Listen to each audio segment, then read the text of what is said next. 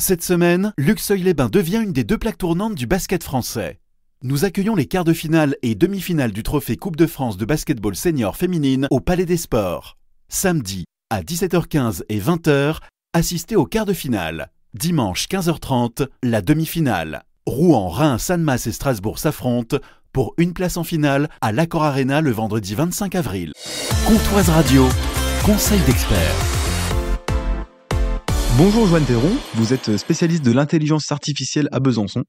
Bonjour. Ça arrive que l'IA se trompe, mais la question c'est comment c'est possible et comment éviter les erreurs. Effectivement, l'intelligence artificielle, aussi puissante soit-elle, n'est pas infaillible. Elle peut faire des erreurs, parfois surprenantes, mais comprendre pourquoi ces erreurs se produisent nous aide à mieux utiliser cet outil. Alors, quels sont les principaux types d'erreurs et leurs impacts? Et que faire pour les limiter? L'IA apprend à partir de données, comme nous. Et tout comme nous, si ces informations sont imparfaites, ses connaissances le seront aussi. Et il se trouve que les informations parfaites sur tous les domaines, ça n'existe pas. Cela engendre plusieurs types de problèmes, aussi appelés biais. Le biais de représentativité, par exemple. Certaines données ou groupes sont sous-représentés. Un modèle de reconnaissance faciale peut par exemple avoir du mal à identifier correctement les visages de certains groupes ethniques s'ils sont peu représentés dans les données d'entraînement.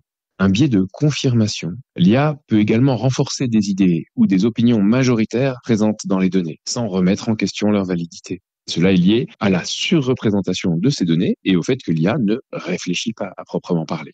Merci Joanne Théron, spécialiste de l'intelligence artificielle à Besançon.